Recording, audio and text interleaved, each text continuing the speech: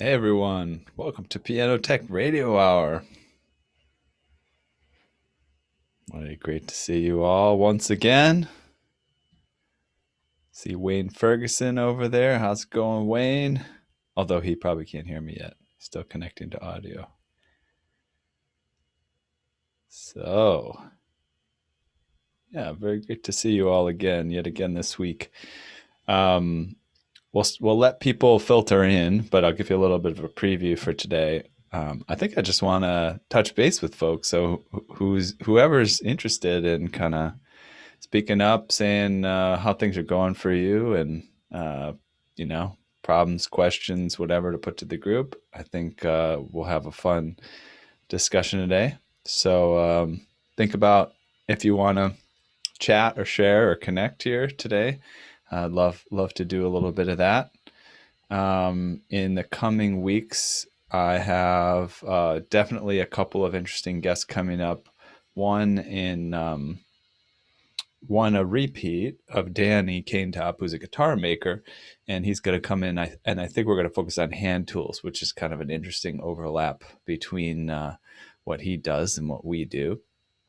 And his mentor, actually, Michael Darnton, is going to join us very soon as well, and talk about being a violin craftsperson. And he's been doing that for many, many years. So I think we'll find that pretty interesting.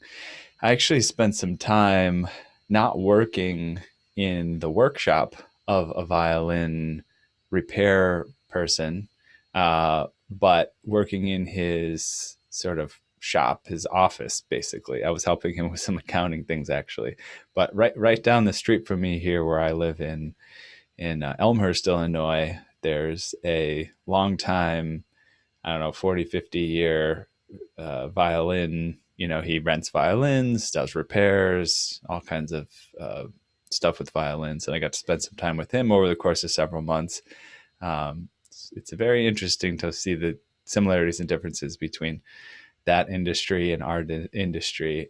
Definitely something worth chatting about.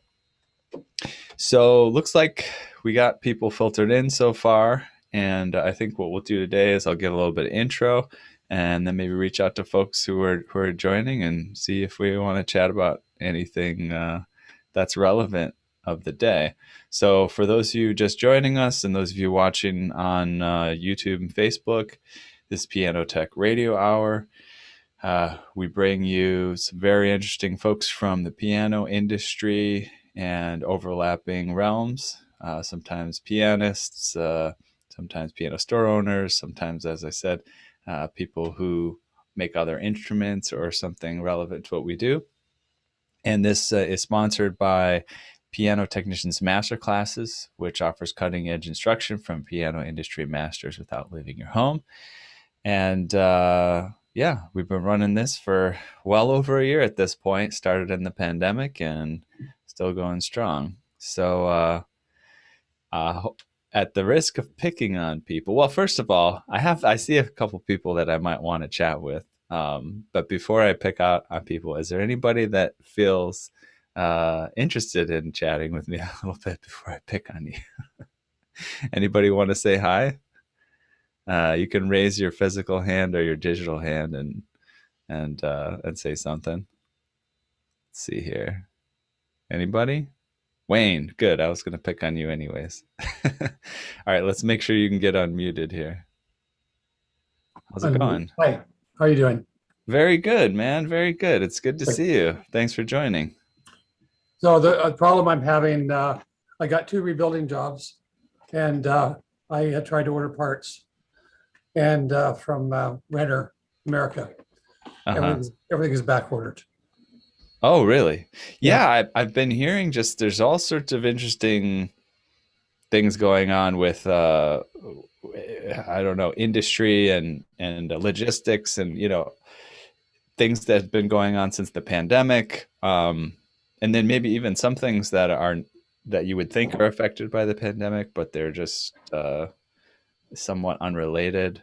um, there I know that there's shortages. I don't know if there's shortages. I know the price of wood, I think, went up really high, and then it was difficult for people to to do construction projects, but I noticed that there's sort of this issue where of kind of a mix up about how much people need in their inventory or not. So when people get low on inventory, then they tend to order extra, and then they order extra and they get extra inventory, and then they don't need to order for a while. So there's this kind of like lag in between distributors and the people that are getting the products that are being distributed. So where are you ordering your parts from? Well, it's just that I did two quotes for Renner Action, like complete back action, everything. Uh-huh. So I quoted on it, then I went to order, but Chip gave me an overview of what was going on. Mm-hmm. But I can't remember exactly what it was, but all I Right. know is now, but there's other suppliers that are available, there's Brooks and there's all kinds of others. Right. Right. Just that I just quoted on the Renner, and these are both Steinway actions. So that's why I just want to be able to, go that route. And so it's just going to be a bit of a delay now. So all my work is going to be switched. So I'm Uh-huh. just doing other things. So, but I do have to share something. Yeah. In the pandemic, I bought a BMW X5 That sounds fun. in 2018. And in the pandemic, I didn't drive it for about 3 or 4 months, sat in the driveway. Uh-huh. And then once we got started back, I started going back to work. And well, what happened was I started having electrical problems. And then the thing went haywire. So I went to my mechanic where I go, and took it apart, and it was infested, but with animal damage, mice. What? Yeah, Whoa. I had the car for I think 9 months, and appraiser just called me, and they thought they had it down, and they came back and they just wrote it off. It's going to the dump. What? A BMW? What? Yeah, How the heck does that happen? What is this? Was this going on before you bought it and it developed, or it's you? a possibility that went on, but the thing is, apparently, a lot of vehicles that are parked for some time, mice will get up inside, and so there was like all kinds of damage, and they went right for the wiring harness. It was quite remarkable the damage they did. The Wow. BMW it's like a spaceship inside. So there's bundles of wires. To replace the BMW wiring harness was going to be $20,000. Holy cow. Yeah, so just incredible amount of damage. And so I just warning anyone, if you got a vehicle sitting around, because we see mouse damage in pianos. Right. I am doing some service on the Yamaha N1s, and the mice are going in there and they're eating the wires. I'm talking to some other colleagues, so they're also having issues where the mice are eating some of the wires inside the pianos. And Wow. so just be aware that this can happen to your car. So what exactly do you get some sort of, is insurance cover this? Like what is Yeah, going? yeah. There's apparently animal damage part of insurance. It's a known thing. If you start doing Google search, but I'm just saying this because we are in the industry where we see Right. mouse damage in pianos or from years Right. ago. Hmm. It's apparently a thing in vehicles, and especially through the pandemic where a lot of vehicles have been parked. Right. So, Yeah. yeah, I never would have thought. Yeah, it's interesting. Like it seems like they've been able to do more damage to a BMW in a few months than you might see in a piano. I mean, I'm sure they could really damage a piano, but it seems like that kind of thing happens over time. People don't really realize what's going on, and well, because it has that cavity in the bottom, of an upright piano, I think that's typically where you see mice, is the bottom cavity of an upright piano. it's Just kind of apparently settle there in the bottom and do their thing, I guess. some of the materials they use in the vehicles are what do you call it, eco-friendly, and apparently there's some stuff that the insulation, they like the taste of it. So they're eating Oh, this insulation, and it's also works a perfect nesting material. plus all the foam lining, because they spray the body cavity in the factory with this sort of thin foam. And so they've eaten all that foam, right? And anyway, it's I just want to share that to warn people to be careful. Yeah, thanks for sharing. Yeah. That's very annoying. So what kind of work are you doing otherwise? You're going out in the field? Clearly you're vaccinated and you're not too concerned about that, but you're doing some shop work on the weekends, or what's your schedule like? No, I'm doing a lot of studio work right now. So there's a couple of recording studios I tune for. So they're all booked back to back. And there's one studio that has two pianos, and they have a CF3S and a C7 that I restored, both of those. But there's another artist that came in, Catherine, Catherine Wilson. She's a very talented artist up here, and she had a quartet, and she has a deal with Busendorfer. So they brought a Busendorfer in. So it was kind of unique because in the studio, there's these three pianos. So it was like the stars were all lined up. And so I had a chance to, and this project took 3 weeks. So the piano was being used twice a week. So there was some people coming in using the CF. A few days later, some were using the 9-foot or the 7, and then her using the Busendorfer. So the engineers had a real treat on sonically. They were hearing all the different tones of the instruments, but it was good for comparison. Yeah. So that was very interesting. Fascinating. Yeah. Yeah. I'm realizing that these are the few days there that unrelated to what we were just talking about, but these are a few days that the tech convention is going on, the PTG convention is going on in Florida. And I'm curious, is anyone, it doesn't look like anyone's here is tuning in from Florida. I'm guessing you're having a busy time, but did anybody think about heading out to that, have a specific decision not to, or, anything? I know personally, I just was unable to because, my schedule is packed with other things and it would have disrupted my family time. But yeah, anybody else thought about going or would have looked forward to going if not for something in the way there? I'm actually gonna ask a couple folks here who I haven't talked to too much, see if they're willing to chat a little bit. I'll take you off the spotlight, Wayne, here, so you don't feel self-conscious. But yeah, let me just pick on some people here. Unless anybody, okay. Well, I heard from Susan in the chat here a little bit. Susan, how are you doing? Are you willing to have a little come up or at least come on audio and say something, or are you busy? Audio. Yeah, go for it. Yeah, how's it going over there? I haven't been feeling very well. Really? What's going on? I'm vaccinated, but I just don't. A lot of fatigue. And I think that some Delta's wandering around. Well, I have to say, I was traveling in Puerto Rico about, I guess it's a month ago at this point, or 3 weeks ago or something like that. I did pick up something. I got sick. It lasted a week or a week and a half, even if you really counted the very small beginnings and the endings of it. It went through my whole respiratory system. Yeah, started my sinuses, went all into my lungs, and ended with a cough. I didn't feel too terrible except for the first couple of days. It was not COVID.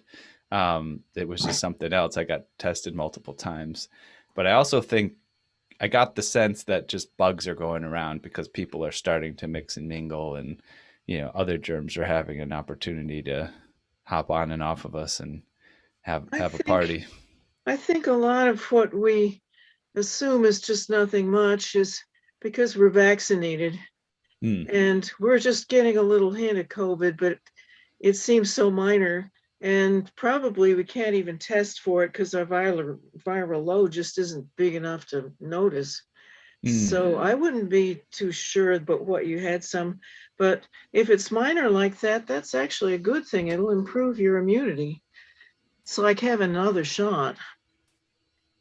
Yeah, suppose. I did a self-test that gave me results within 10 minutes. It took me about 20 minutes to make sure I verified how I actually administered it, but Uh, gave me results in 10 minutes. And then I did do a PCR test at a lab, which I feel pretty confident that I don't know, pretty confident. I should just use the stats, right? I don't know what the stats were with the results. There are false positives and negatives and so on and so forth with all of these tests, but I felt good about having it in a lab and done professionally. I was Yeah. surprised. I was surprised at where I could stick this long Q-tip type thing in my into my sinuses when I did it myself. Like, oh, my sinuses go that direction. That's interesting. I used so much ginger that I think I probably killed it out. That could account for a negative test. Yeah, could be. I mean, I'll say I have not looked into the details, consistently around these testing. I did study biology. This was a number of years ago, of course. But it is interesting to look if you look in the if you look them up online, you look at these tests, you'll see what are the false negative and false positive ranges of these things, and it's at least for me and looking at them, there was a lot less accuracy than I might have expected to see. Of course, they're coming up with these things right on the last minute and very quickly. But if you run the numbers and you think, oh, okay, so out of this many people would have a false positive, or this many people would have a false negative. It's not insignificant numbers, put it that way. I think that's true of a lot of testing, and it's just not an exact science.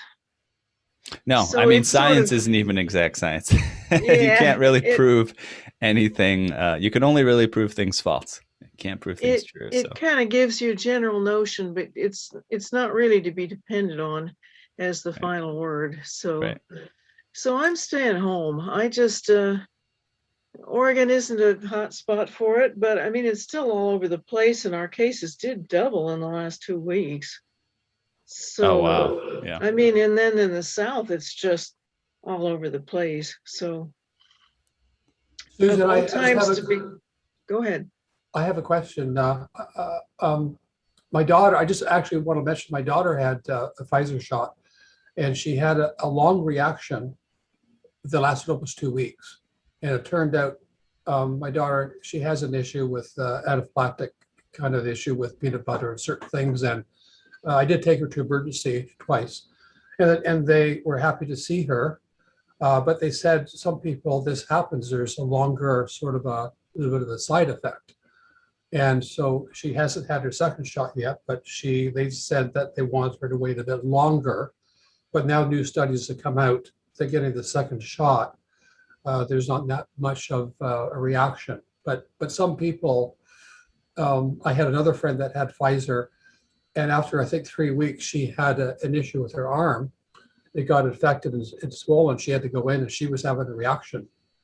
So, but they said in some people this will happen, but it's not. It's not to worry. It's kind of everyone acts a little bit different. How's your But, daughter now? Well, she's okay now, but it Thank did heavens. take. Yeah, it did take almost like 3 weeks for it to start to feel somewhat normal, and she was a bit afraid at first. So They say if you leave a longer interval between the first and second Pfizer, that you end up with better results. yes, they have mentioned that too. Yes. It's because the British wanted all the people to get the first shot first. And so they had a long time before they could get the second shot to people. And it turns out that works a lot better. Yeah. Well, anyway, I just hope you feel better, and just don't worry too much. Just, you just have to, maybe it's going to be a little bit more longer effect, right? Well, I plan to just kind of take it easy, and it's certainly a fine excuse not to work for people for a while, and give myself a few months, tidy up things at home, do stuff that's been put off. Yeah. And just kind of sit back and wait to see what happens. So Yeah, I hear you. I hear Makes Canada's sense. done really well with the vaccinations. Well, yes, but at first we were on bottom of the list, but it's worked out now. You turned it Thanks. around in a hurry, boy. Yeah, well, yeah. Canada always pulls through and makes us look silly down here in the United States. And they're so nice about it. Yeah, far more rational and reasonable and I lived there good-natured. for 9 years, you know. Yeah. You can count on Wow. Canada. Okay. Well, yeah. So isn't some interesting stuff about of course, none of us are experts in public health, but it's some interesting stuff about what's going on with folks. And I'm curious, actually, if you don't mind going back to you, Wayne. I feel like so I had this session a couple weeks ago with Danny Kaintop, and he was the one who makes guitars. I feel like I saw you in the beginning, but then maybe you dropped off. Were you able to catch that one? I thought you might find it interesting because you work on guitars, right? Yes, I do. Yeah, I couldn't. I had to go out, so I was supposed to be at a job and I forgot about it tonight. Customer said, "Where are you?" I went, "Oh, I'm late." Okay. All right. So anyway, I missed that. Yes, but okay. I did mention before that all I really want to do is build guitars all the time. Really? Oh, Yeah, okay. Yeah. You would have loved this one. Okay, Yeah. awesome. So, Well, yeah, he'll be back. So you bring your questions along, and I mean, just to give a brief overview, he studied violin making for a few years, and kind of got his bearings down with that. I actually have known him since I was younger in high school. He's the younger brother of the drummer in my high school rock band, and his dad was an architect. And as a little bit of a project together, I saw the first electric guitar that they built together. So they built this electric guitar together, and it's kind of a fun father-son project, and didn't think too much of it. And then he went off and he studied classical guitar in college. I think he went to SUNY Purchase or something like this, and just figured, oh, that's his career path. And then it wasn't quite the right fit for him, and he started studying design, and then he went and studied as violin maker. And I was just very fascinated to watch his progress, because I never would have thought he would have become a guitar maker of all things, and he has gotten so serious about it. And these guitars are, tens of thousands of dollars. He's got a waiting list of, I think it's multiple years if you want to get a guitar from him. And he just kind of has his little workshop out there around the Los Angeles area, and he designs them, he builds them, he customizes them to the player's specifications, and they sound really good. But he also does a great job of making visually beautiful instruments as well. So, what is his name? His name's Danny Kaintop. Danny Kaintop. Yeah, I feel like. Spell the last name. I don't. Oh yeah, that's right. It's got a very weird spelling. Let me hear. I put it in the chat. Everyone. DANNY KOENTOPP. Yeah. KON. KOEN. Okay. KOENTOPP. Like Cohen top with two P's. Okay, I got it. Okay, thank you. Perfect for Dr. Google, because there aren't any others. Yeah, you probably won't find many others. Did you catch that one, Susan? Did you appreciate that? I don't know. I thought maybe some people don't really care about guitar making, but no, I think I'll enjoy that one, but I haven't come and I was busy with winery concerts, actually, and outdoors. Do they pay you in wine or what? Well, no, actually, yesterday I bought a bottle of wine from one of them. Oh, come on. That's not It's fair. concerts that normally would be held indoors, but we're not doing them indoors. So yesterday's was a chamber festival, which we've held for 20 years. Last year we didn't hold it at all. And this year there were 5 or 6 held out at the winery, and where people are sitting around in a great big open barn-like building, which once was Dairy Barn, and bringing chairs and having picnic tables and drinking wine and hearing our chamber music and seeing each other again. Very, very nice. That sounds great. I just remembering, tangentially related, when I was in college, I was in a rock band as well, and I drank alcohol, but I was trying not to drink too much. I tried to drink water, and and it was just the bar. You play at these bars, and they just wanted to pay you in beer. Like, could you, even if it's just the $10-15 that you could have paid me instead of giving the beers, could you just give me some cash? Like, I don't want to be forced to drink as much as I can to feel like I got my, I got my value out of this performance or something. But I don't know, with the winery, it sounds fancier. Like, I don't know, they could pay you in wine. It's a nice sounds place. It's out in just maybe a quarter hour south of my town and out in the country. A lovely place.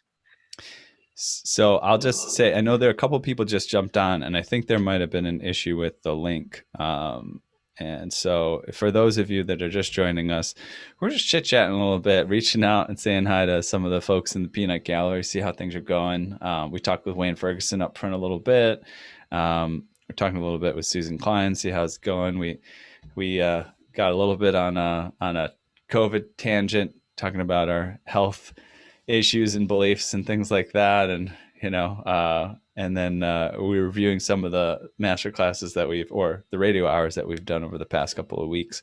But did anybody also, I got a chance to talk to Carl Lieberman when I saw him in person about the session with the woman, her name's Jan DeSoto in Puerto Rico.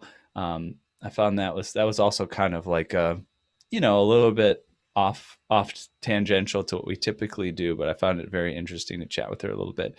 Anybody here see that one and have any feedback on that or thoughts about that session?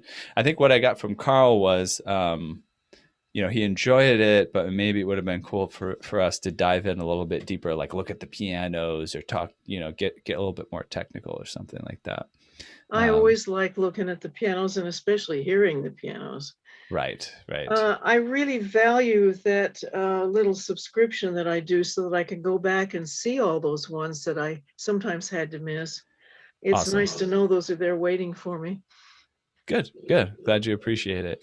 Yeah, I think that's been really valuable to be able to have. And, we're sort of building this library now so you can go back. And the other thing is we actually have released a couple as podcast episodes. And I think we'll be doing that again here in the near future. I don't have an exact date we'll start releasing it, but I think that'll be nice as well, just to be able to be driving in the car between appointments or something and, turn on the Piano Tech Radio Hour and hear a past session or one that you missed. So I don't know if anybody thinks that sounds like a good idea or not. It's good to get feedback before you dive into something. But would you listen to Piano Tech Radio Hour in your car on the podcast, Wayne? Oh, yeah, yes, I would. Yeah. Cool. All right, cool. Yeah, I wish I could redo a couple of I did. So, because I didn't know what to expect in the beginning. I had no idea, right? So now, that changes a few things, or we're all we're all just winging it here. I was trying to I was traveling once. And I was trying to get a feed to be able to listen live, but the cell signal was not good. But I was trying to listen while I was in transit. It just didn't work. Right. Yeah, sometimes that can be rough, especially if you're trying to talk or interact. You can. It's. I found recently I've tried to be on some Zoom calls while I'm walking around on my phone or something, and maybe it's just the service I have, but I can participate a little bit, but it doesn't quite work on a Zoom call. I see Calvin over there. It joined us like a little bit late. You feel like chatting, man? I feel like I haven't interacted with you too much recently. Well, how are things going? Feel like unmuting yourself? Yeah. Here's Malaysia is getting high peak at the pandemic. Oh, really? So, because most of the time is like night 2 p.m. So sometimes I was asleep, so I didn't. I will sometime go back to listen to the replay. And where? Tell everyone where you are. Yeah, I'm from Malaysia. Uh, somewhere in Asia. So now my country now is having a hard time on pandemic. So since then, I think I've been cut down the work. I had to go stay at home for quite some time. So trying to mostly doing work on the workshops. So we done a few major fixing piano during this pandemic time. Yeah. Was that a question? I didn't quite say that one more time. I missed exactly the last. You said you're doing fixing pianos, like you're doing a lot of rebuilding and repairs and things like that right now. Yeah. Refurbishing, repairing. Major is repairing. Got it. Here.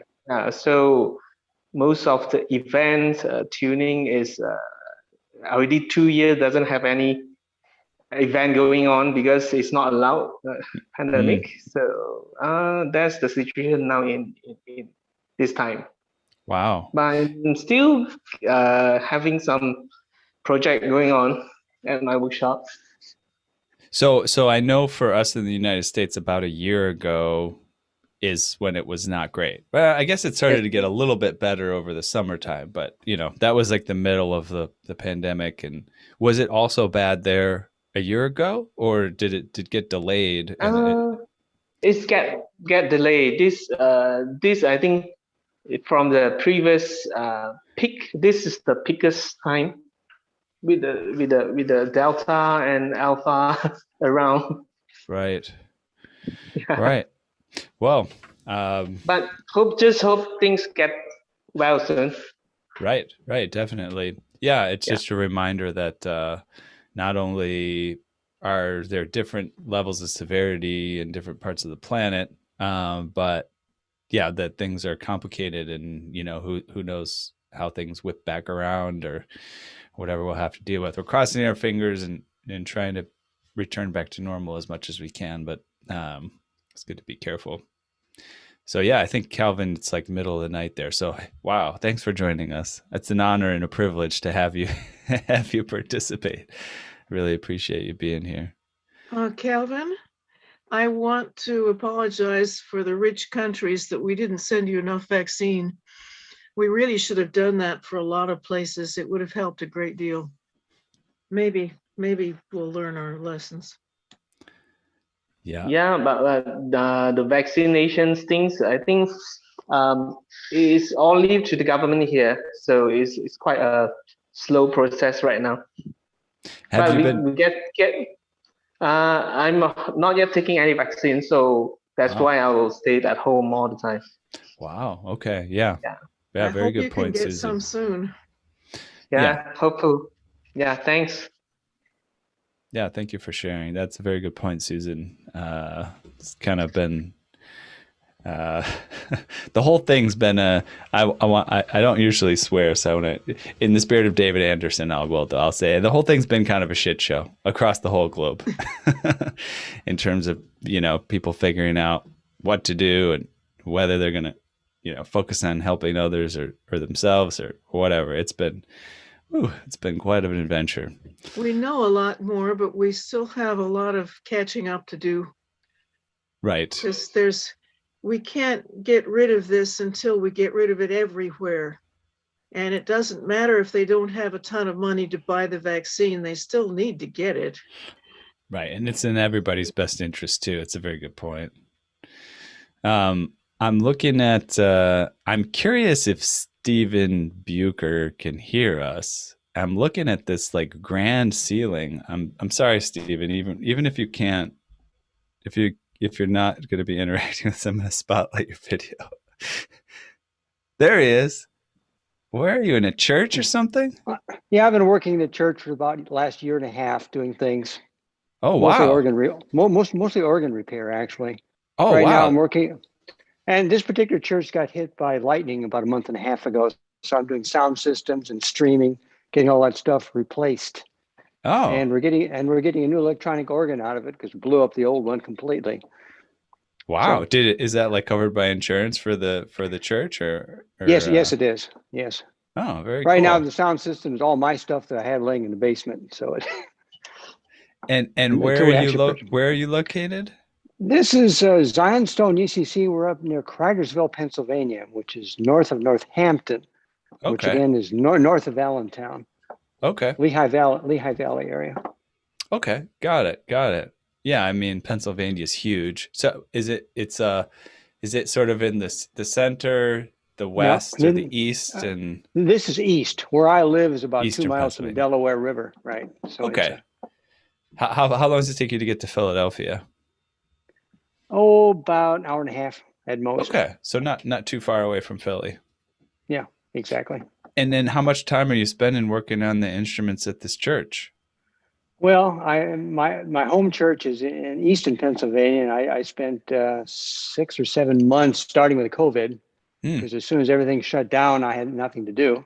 Hmm. So I was rebuilding the pipe organ there, Wow. doing a lot, rebushing keyboards and things like that. And but here I've been, I was setting up an electronic instrument to replace the Allen, which was failing anyway. Hmm. And so now I have that fully operational. So I have an instrument until we get the new one in. Congratulations. But I've been working on months here, basically doing all kinds of things. Where did you pick up skills in organ repairs and things like that? Is that Basically talking to the experts, asking questions, and watching people do things. But I've been doing this since the late 60s. So okay? You pick up a lot of information. Okay, so every once in a while you'd come across someone who knew what they were doing with organs, and you'd spend some time with them, pick their brain, maybe make a phone call when you needed some help with something. And a good portion of it is simply common sense. Okay. It's mechanical. Piano stuff is also common sense, but very complicated. Yeah, you got to be careful with common sense when it comes to instruments. It's like, I mean, a good example of like a very, very rookie thing, probably not a lot of people would fall for, but like, okay, well, how come all of the hammers are crooked in this piano? We got to straighten these out. Like what? Oops. Yeah. Well, within reason. Within reason. Right. But in pipe organs, I try to keep with the original design as much as possible. So it's basically replacing or reconditioning what's there. Got it. So did you get a chance to listen to a couple of these recent ones we did with Danny the guitar maker and Jan the sort of hotel and Steinway Society purveyor in Puerto Rico? What did you think of those? Like, what did you find good about them? What would you have improved? Like, well, just fascinating conversations, hearing what these other people are doing. It's very nice, especially the Puerto Rico one. That was excellent. Right. Have you ever been to Puerto Rico? Long time ago. Back when I was touring with the studio band of the Army Field Band back in the old days. Oh wow, you're an Army band guy. Yeah, well, I'm a French horn player, so I'm doing a lot of that. Oh, nice, very cool. And then of course, I've been organist for the last 20 years, so that almost 30 years. So you now. play it as well. You're not just a guy. Oh yeah. Okay, awesome. Yeah, every instrument in every church I've ever played on, I've always improved it in some way. Okay, according to you, but anyway, I'm just kidding. Well, no, according to people that listen to it. I'm just kidding. No, but it sounds like you're also your church. So you probably your church. You go to a church nearby, and that organ's probably the best one because you're just always playing it. Or is it the worst one? Is it like the cobbler's children have no shoes? The church I'm a member of is like a 17 rank molar, and it was ready to be condemned 25 years ago, and it's still working quite nicely. Okay, nice. Winchester works, and I still want to. I still need to rewire it, get rid of the cloth covered wire, which the people that inspect it always hate to see. Very much of a fire hazard. Yeah, yeah. What's the deal with that? They used to, I guess it's a slight insulator, but it's also very Oh, it's an excellent flammable. insulator, but they're all 30, 40, 50 years old. Right, And so you get aging. right. Yeah, because you'll see cloth type wire. Do they still use cloth type wire? I mean, I'm thinking on some instrument cables and things like that. You'll see like kind of like a cloth coated wire, but I guess it's probably a very special flame retardant cloth by this day and age. Exactly. Right. That And stuff it's doesn't also catch fire at all. right. And then also and then even if the cloth doesn't catch fire, it deteriorates. So it wears away, and then Yeah. the bare wires get exposed. That makes sense. Yeah, especially if you have a bundle of wire that moves quite a bit or over time. You Right. can have problem. You get problems in the middle of that harness someplace, and all you can do is run a new wire beside it. Yeah, that makes You're sense. never going to find it. So I'm replacing all of that. Cool. And of course, I also tune the pianos at the churches, so that Yeah, if I'm you gonna got it. play- You got a if I'm- corner if on I- the. You got a corner on the keyboard market over there. if I'm going to play it, it better sound good. It's just that simple. That's why I started tuning. I figured, man, if I'm going to play this thing, and I can't afford to have somebody else tune it, then I better be good at this. Yeah. Yeah, and on top of that, save the churches money, which they always appreciate. Ah, nice. Wait, you're not making a bundle off the church? I'm not. You're doing this for free? No. Come on. Only Is that only part for of the your churches- tithe? That's part of your only- tithe. basically. Okay, I got But it. only the churches I work for would I do that for. Everybody else is going to pay money. Okay, got it. That sounds fair. Well, thanks for checking in and saying hi. I'm glad you were able to do that. Yeah, I've heard most of the events over the last year and a half, so that's good. Oh, very good. Yeah, it's always good to kind of check in with folks and say hi. I don't know that we've ever chatted, right? We have not. Yeah. My first event actually was the one with David Anderson and his tuning, Oh, okay. which is 2 years ago, maybe 3 years And ago. it was like a one of the master classes. This was a full master class. Ah, Yeah, yeah, I learned yeah. a lot from that. Nice.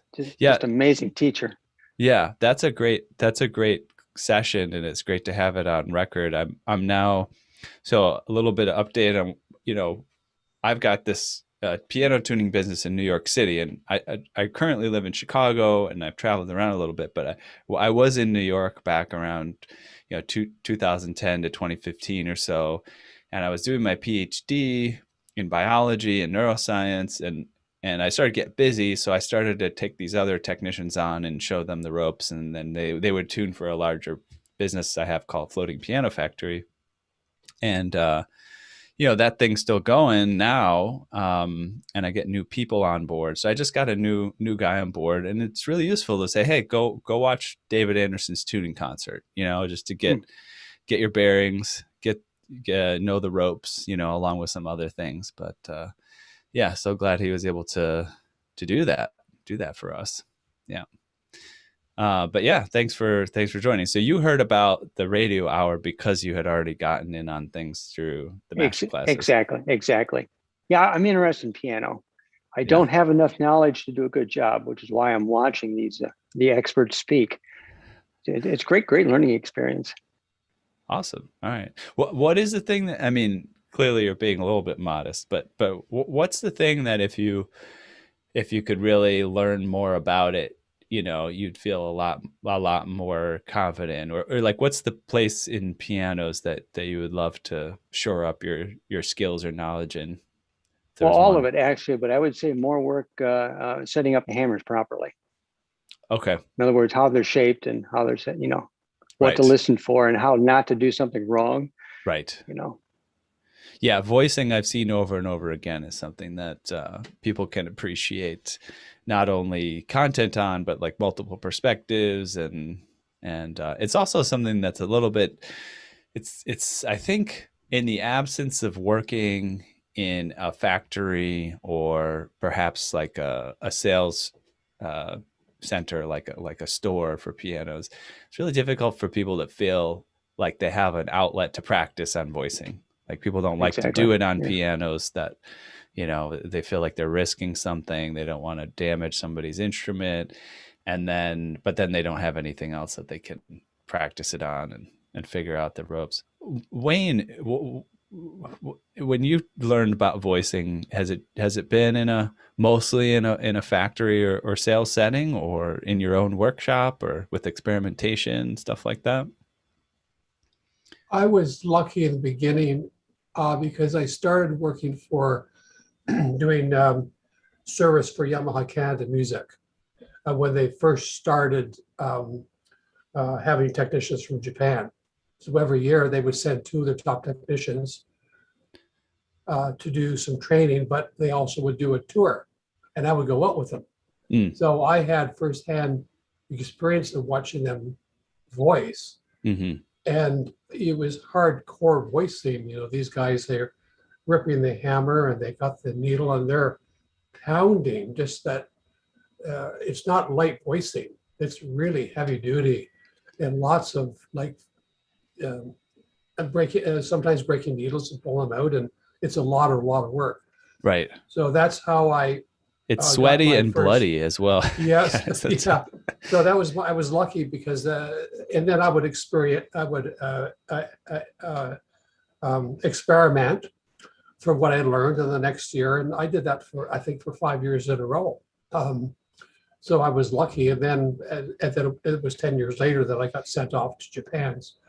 But I also did, when I toured the factories around the world, I spent 3 days in Hamburg Steinway, a week in Zeiler. So I had all these other experiences that I didn't know that what I was gaining at the time, just different techniques, And I remember one guy, one point in the factory, he came in and the other guys were laughing because he had a voicing tool he was using, but he put it down, but he didn't want to see me, and it was vice grips. So he was, and he was laughing, and he's pointed at me like this, and Yeah. So, but anyway, it was that's how I learned. So Got it it. was just convenient. Yeah, that is convenient. That helps out a lot, I'm sure. Yeah. Nancy, you said something in the chat here. You'd be interested in an interview with an audiologist or ENT doctor, knowledge about what we should and shouldn't do. Have you explored this personally at all, or is that something you're just you are looking for to sort of get into and understand more?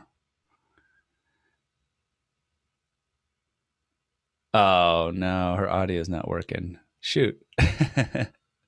I can't hear your audio, unfortunately. Oh, that's too bad. But you can write in the chat, I suppose.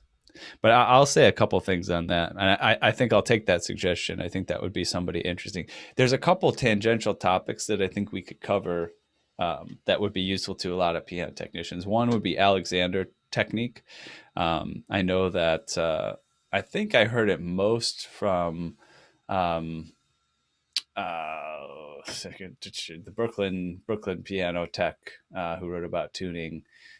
Gosh, I'm having difficulty remembering. I've got so much in my head; it's hard to sort through it all. But Dan Levitan, there you go. Dan Levitan. I think he got a chance to kind of study with someone who taught Alexander technique and found that very useful, just in helping his posture when he's tuning and what type of procedures to use to kind of like take breaks and stretch and all this stuff. So I think that would be useful. And then, I think somebody in audiology would be useful as well. I first encountered, I think the first time I encountered this idea of protecting our ears while we tune was with Ken Eshte. At Northwestern when I met him many years ago, and I believe he and his partner there, Bill Schwartz, were using ear protection, and he even maybe had some custom earplugs. And I actually ordered a custom pair of earplugs that were pretty fancy, and they had a little filter that you could replace, but they were kind of custom shaped to my ear. I unfortunately lost them, and then just kind of went back to using foam earplugs and things like that. But that's a really great habit to get into that a lot of people don't. And then there's like a handful of people that get into that habit of using earplugs. And audiologists would know have a lot of different suggestions and ideas around this. It is certainly something we all have to be careful of. I know a little. I mean, this is kind of it's not sad per se, but it's like a funny story about a piano technician that I know who has to use a hearing aid at this point, which is, it's fine. I think he can tune with a hearing aid and it's fine. But I was talking with talking with him on the phone, and I said, "Oh, could you hand the phone over to your wife? Because I wanted to ask his wife something." And he said, "Actually, I can't. You're going to have to call her directly because my phone is Bluetoothed into my hearing aid, so she won't be able to hear you." I didn't realize they had that technology nowadays. I mean, it makes total sense, but yeah. So nowadays the Bluetooth speaker can just go directly to your hearing aid, which is kind of fun. But yeah, that's a great topic. Any other topics too that anybody has ideas about? Feel free to pop them in there for me to go scouting. And if you know folks that you want to have join here, that's also great too. You can connect me with them, and we can set up a session with anyone. Another point too about bringing people on. So I had again, I'll share about this anonymously. And again, it's just like the process of doing what I try to do here. I was calling, just doing some research about about one of these online conventions I produced, and ended up calling this woman, and I said, yeah, I'm, just checking in, see how things are going. And basically she started to share, "Oh, well, you don't have enough women who participate in, Piano Tech Radio Hour and Piano Technicians Master Classes and things like that." And yeah, I was not surprised to hear that from her. And I appreciated that she shared that openly. That was a concern of hers. And I shared back with her that, there's a handful of women who have participated in these sessions. But there's also more of them that have decided not to. So and it's not out of like principle or anything like that. I don't think it's a principle thing. I think they just kind of felt like, I just got other things I'm doing or whatever. So just so everybody knows, I do my best to reach out and make this a diverse program. And on top of that, would just say, if you're connected with people that make these sessions more diverse, and you feel like they need a little bit of a nudge or something like that, then please go ahead and, connect us again or give them a little poke, and we'll try to get more folks on here, because I'm all for that. Yeah, let's see here. What else is going on? I'm looking forward to upcoming convention dates here. Got a handful of people on board. Wayne is actually on board to do some teaching there. I'm talking with some other folks who should be on board soon. Just talking about details. So that should be pretty fun upcoming here. And then I'm curious if anybody else wants to say hi here. Again, I'll just gonna like pick on you guys, and you don't have to respond or whatever if you don't want to. But Larry Lobel has his photo there. I'm curious if you feel like chatting for a second. No need to come on camera, but if you want to voice in, that's cool, Larry. And if Larry doesn't take me up on it, I bet you Donnie Bird would. How's it going over there, Donna? This is feel Larry. Like oh, hey, Larry, how's it going? Hi. It took me a while to figure out how to unmute myself. Oh, good, you did it. Well done. Yeah. So what are you up to? Video too. What are you up to right now? Well, I didn't work a whole lot during the pandemic, but things are picking up again now. Nice. I'm officially retired. I had been the piano tech at the Green Music Center, which is a wonderful venue here locally. Where are you located? I'm in Petaluma, California. Okay.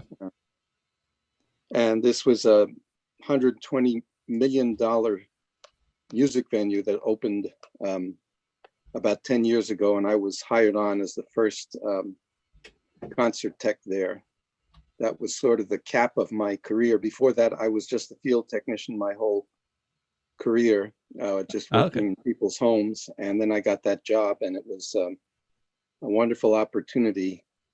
And it actually gave me the opportunity to do what you were just talking about before, which was I had my own piano laboratory there. Oh, wow.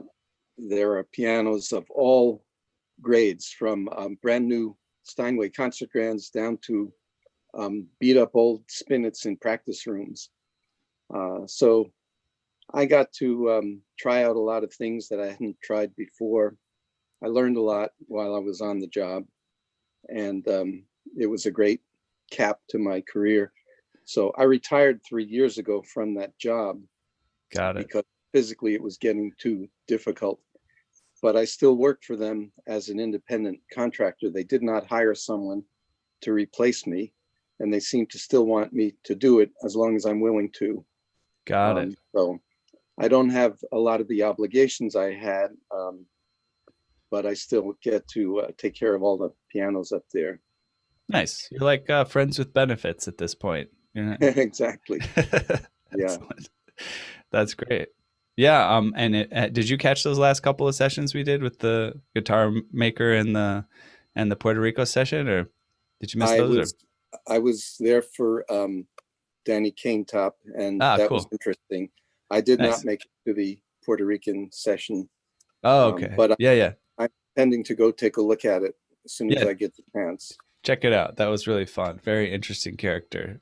Ever since the 60s, she's been building this hotel / piano center, Steinway Society of Puerto Rico, with 6 different pianos and a piano bar. And she's an artist, and the place is filled with sculptures and paintings of hers. And she's met people all the way from Yo-Yo Ma to President Obama to whatever. Like, it's fascinating little world she's built there.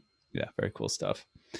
I'd like to say a little about the PTG convention, if I may. Oh, of course. Are you attending right now, or did you have to skip it? I'm not attending. I had decided a few years back that my days of traveling by airplane are over, for various reasons, personal and otherwise. But I wanted to mention, in case people don't know, that they're actually live streaming some of the classes from the convention. True. And I think you, Ethan, have to take some of the credit for that happening. I think PTG has followed your lead. Nice. Yeah, thank you. Yeah. I'm fully in support of everything that they're doing, and we have an ecosystem here, of piano people, and we all need to support each other and help each other grow and reinforce each other's strengths, and help each other sharp our weaknesses. And you made me think of something that I don't know whether it's going to happen, but I mentioned I spent a lot of time in New York, and you talked about having your little laboratory to practice in, and that's probably one of my biggest difficulties with my team in New York City, is they don't really have like a storefront or like a workshop. Real estate is pretty expensive, and even if you can get a place, it's going to be cramped and difficult to work with. So, and then there's going to be overhead. So I've avoided it, but I've often felt that in New York, there could be like a little bit of like a piano lab library kind of thing, because there's a ton of dedicated, really smart technicians that are in the New York area. I thought you could kind of have a place where people would just come in and work on something, right? Maybe they'd have a little square footage that they could, rent out, contribute to the rent or whatever, and go over and work on their thing, and people could mix and mingle and maybe share tools and check them in and out, stuff like that. But gosh, that's ambitious, right? Of all the other things that I'm doing, I thought that could be cool, but it is essential. I'm so glad you had that opportunity, and hope that more people do as well. I think that something like that could possibly be organized without too much difficulty, but it would require somebody willing to do the organizing. Yeah, that's me. I've been willing to do organizing on various things, but I can only organize so many. But thank you for that comment, Larry. Appreciate that, and I'm glad that. Did you get a chance to tune in to any of those live streams from the PTG? I did not myself. I haven't done it. No. Cool. Yeah, I've got to check them out. I think I think when I tried to register, it was closed. But I'll check again and see if I can still get in on some of that. All right. Well, thanks. It's really great to chat with you, Larry, a little bit. You too, Ethan. Take you off the spotlight, and Okay. and thank everyone else for joining again today. It's been fun. Great to see you here again. In the next couple of weeks, we'll have a couple more kind of guitar and string instrument, violin related sessions. So that should be pretty fun. And we'll, other than that, we got our links in the chat as usual. Give us some feedback or sign up for whatever suits you. And in the end, we'll see you next time. Thanks a lot. Catch you later.